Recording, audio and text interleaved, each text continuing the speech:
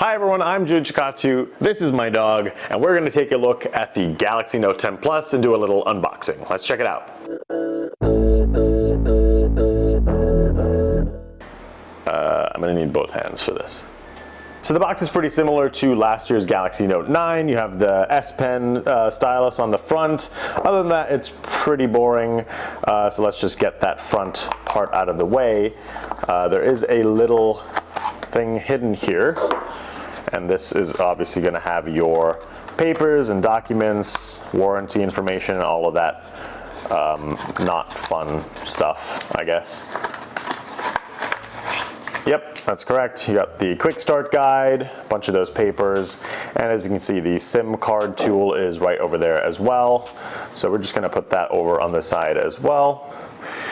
And there you have it. Well, actually, it's upside down, so let's flip that over. But that is the Note 10 Plus in its boxed state. I'm just going to put that out and put that to the side, and let's check out what else is in the box first.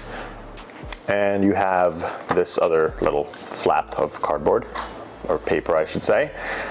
So now you can immediately see there is a adapter for your plug, and it is a USB-C port, which is a nice change of pace. And over here we have a USB-C to USB-A adapter. That's in case you want to plug in other items.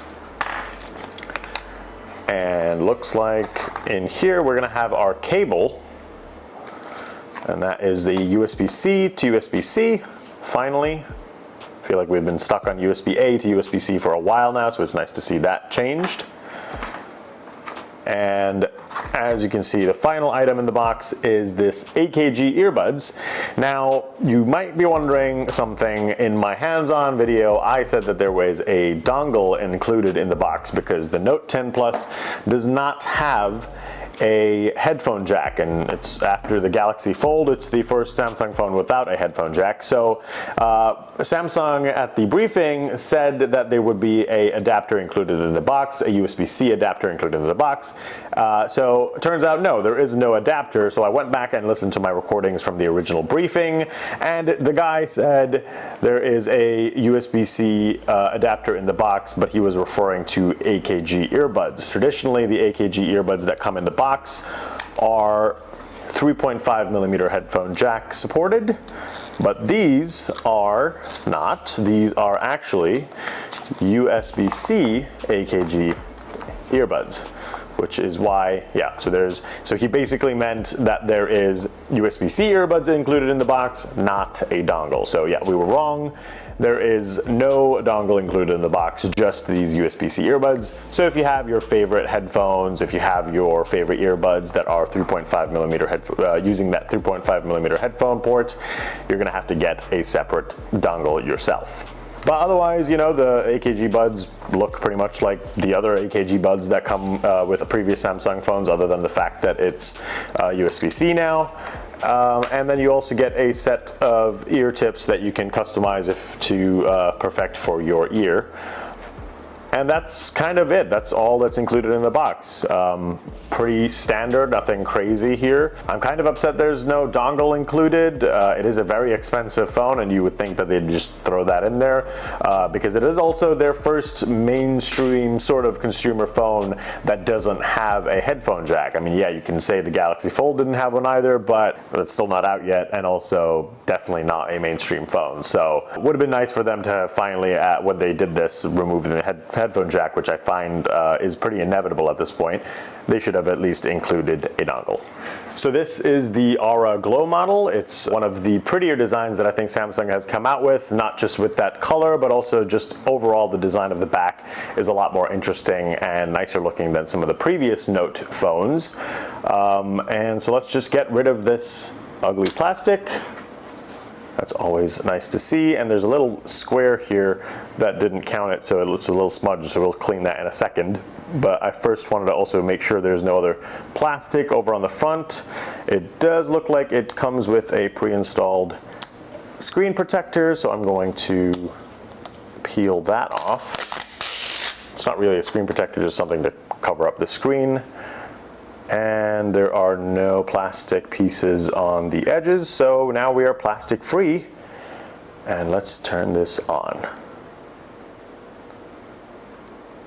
So here we have it. I haven't set it up yet, obviously, because I just turned it on, but that's what the display looks like with the new Infinity O display, and that means that basically they're calling out that hole punch camera. It's much smaller than the one on the Galaxy S series devices, the S10 devices, for example, and it's also centered. You're getting a centered look over there with that symmetrical design, smaller hole punch camera, so it looks a little nicer. It is still a little bit noticeable and obvious, but I kind of like the way it looks. It just looks very sleek. I'm gonna go set this phone up, but I did want to quickly point out some of the other things. There is the USB-C at the bottom. That's where you also get the S Pen. Let's pull that out quickly. And this is the new S Pen. It's slightly redesigned and it feels a little more beveled around the edges. The button's still there, the Samsung logo is kind of gone, and it feels a little more streamlined and slimmer, I'd say. Definitely a little more comfortable to hold because it's a little curvier. Let's put that back in. There is nothing on the right side of the phone. The power button's gone. At the top, there's just your SIM card tray and your micro SD card slot. And over on the left are the only two buttons. This is the power button, but technically it's the Bixby button that's something that you can customize in the settings. And then that's the volume rocker at the top. So I've just set up the phone, but I've also cleaned the back, and I just wanted to show off what that looks like. As you can see, it is changing a lot in the colors and lights that it catches, so there's a lot of colors going on. So any light that's refracted on it just gives off that rainbow-like color. It's very attractive and definitely looks even better when it's outdoor lighting. Every time I feel like there's some other different color that's popping up on it, so it really looks really attractive, and definitely my opinion that you should buy this color over all the other options. So one of the first features I wanted to give you guys a look at were the new S Pen gestures. Now, of course, there's a lot of things that you can do with the S Pen over the years that Samsung has just added to it. For example, you can translate text by hovering the S Pen over it. You can send live messages, which are like GIFs, but written text that act out when you send a message. One of the new ones here is AR Doodle, which we'll take a look at, but also S Pen gestures. It's not really an app that you can see, but you can do things like open the camera app, for example, by pressing and holding the button on the S Pen. And of course, that's also customizable. But S Pen gestures is essentially something that lets you use the S Pen to make gestures in the air and control the modes in, say, for example, the camera app. Now, this will work in other different apps like the Gallery app, and third-party developers can add support. So hopefully, a lot of them will, and it'll give you more use out of the S Pen. But how it works is essentially I'm making gestures with the S Pen by pressing and holding the button, and the camera mode is switching. As you can see right now, I just swished my hand to the left like a wand, and the camera mode switched from night to food. Now if I go the other way, it's going to switch the other way as well. And of course I can do what I just did by doing an up or downward motion that'll switch the camera to the front camera or the rear lens. And of course, if you press and hold if you just press and tap the button, not a press and hold, if you just press and tap the button, it'll take a photo. Now, of course, if I go to live video, for example, or live focus video, I can also just tap the button and it'll start recording. And so as you can see, this really is helpful for the camera app more so than many other apps, because you can put your Note 10 Plus on a tripod, for example, and step away from it and just use this as your control device. But also there are new sensors in here that long-term I think Samsung is hoping that developers can add things like game support so that you can control a character through a game with the S Pen. So there's a lot of unique things that the S Pen can do and a lot of potential. Hopefully it just is utilized. So one of the features I also wanted to show is that new AR Doodle mode. Basically, it lets you use the S Pen to draw in augmented reality without the mess of actual drawing in real life. The perk of that is that basically you are able to just draw on people's faces, for example, without actually leaving any marks on their real face.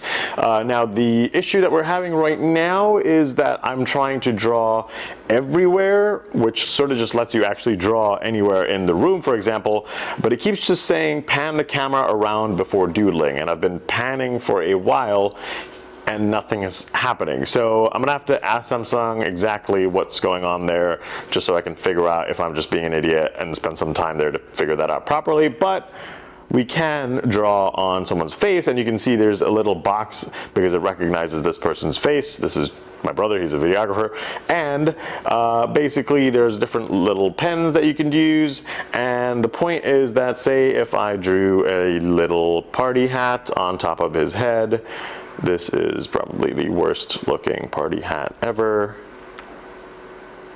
Actually, let me just redo that because it was literally terrible. Let's do it again. Great, so now it's on his head. And now, Joel, if you don't mind moving around. Oh, okay, all right, well, it just deleted my drawing. That's nice. Let's try that again. Let's draw that party hat. Make it pretty simple. And now, Joel, if you don't mind moving your head, you can see it's trying to stay to his head, doing a decent job. It sort of just like floats over a bit extra, and it also does look a bit awkward because it keeps sort of shifting, but you can see it looks very 3D-esque, sort of. I mean, it's still kind of flat, but it does have some 3D dimensions to it. It looks kind of fun. It is definitely having a lot more trouble with finding the face, but probably because he's looking at an angle. If you look straight at the camera, you can see it actually moves it around, and I think I can just sort of keep drawing there. Although I think now I just kind of ruined it and made it a something weird. But anyway, you get the idea. I can draw things on his eyes, on his nose, his mouth, and of course, as long as he's looking at the camera, I think it'll do a pretty good job of trying to stay on his face. For example, let's try and look at the camera, Joel. Let's try and black out one of the eyes, for example, like sort of an eye patch, and now look around. Yeah, it seems to just completely disappear when he looks profile, but it stays on mostly if he tries and keeps his face relatively in the shot and towards the camera. It's doing a pretty good job actually of keeping that in the accurate position that his eye is in, but obviously the hat is just doing things.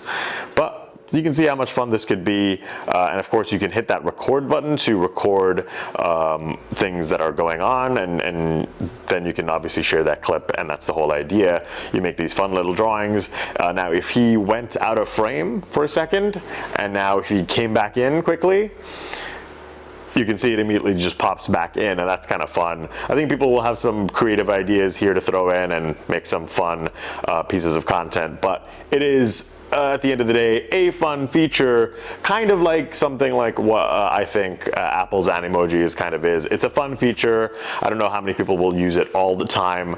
Some people will definitely use it all the time, other people might not, but that's the idea. It's just a fun little feature, and especially can't wait to get that everywhere feature working, so I can just draw like a house and make it come to life in the well, not in the real world, but in the augmented world. So that's a quick look at the Galaxy Note 10 Plus. Of course, this is just one phone. There are two others as well. There's the Note 10, which is smaller and cheaper, as well as the Note 10 Plus 5G, which is just 2 grams heavier than the Note 10 Plus, but also has that 5G support.